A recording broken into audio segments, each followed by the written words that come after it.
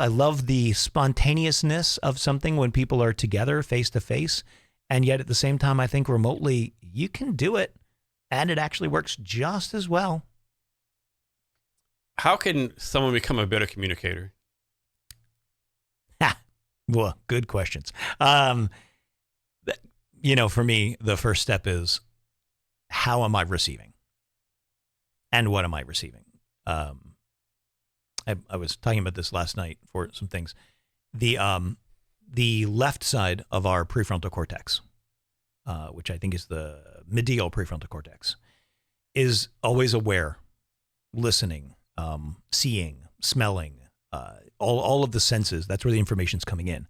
The right brain is the dorsolateral prefrontal cortex. That is where it is being processed against what we already know.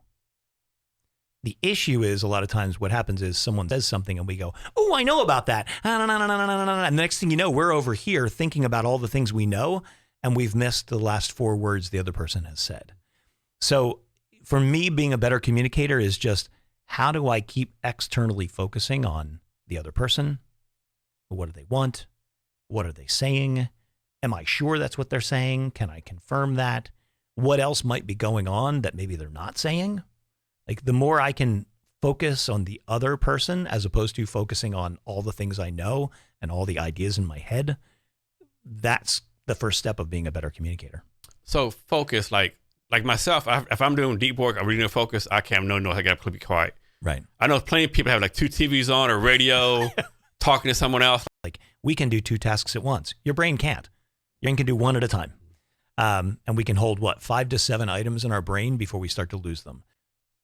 With the way that our world has gotten so fast and so fragmented, I mean, even like you look at TikTok and it's like seconds.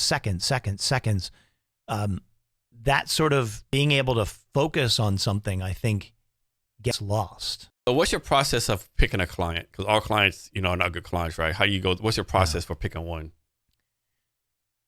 For me, it kind of comes to a feel, to be honest. I look at what is it you want? I had one a while ago. This was a number of years ago, where they were like, we need your help with this. We've got people who are really like siloing and they're saving resources and they're keeping it from each other. And there's not a lot of communication, all these things. And when I sat down with the team, the CEO and the VP and everybody, at one point, I forget who was challenging me. I think it was the CEO was going like, and we've got this person. What are you going to do about that person? What are you going to do about that person? What are you going to do about that person? And I finally had to go, I'm not going to do anything, because if they don't want to change, I can't help them. At some point, we can provide training, we can provide coaching, but if that person is still being the asshole that they are, you need to do a cost-benefit analysis to see whether or not that person is actually going to be helping your company move forward. And the entire room went kind of silent. Like, I'm just the guy walking in and saying, like, here's this. Like, you may have competitors who are charging less, but if they're like, you know what, man, I'd really rather work with you. You're the one they're going to go to because they trust you. You listen to them. You've helped to uncover things that they didn't even know they needed. You can provide the services that are there, and maybe even you can't provide all the services, but they still like you and they trust you more than they trust the guy who showed up and threw up. There we go. That's the sale.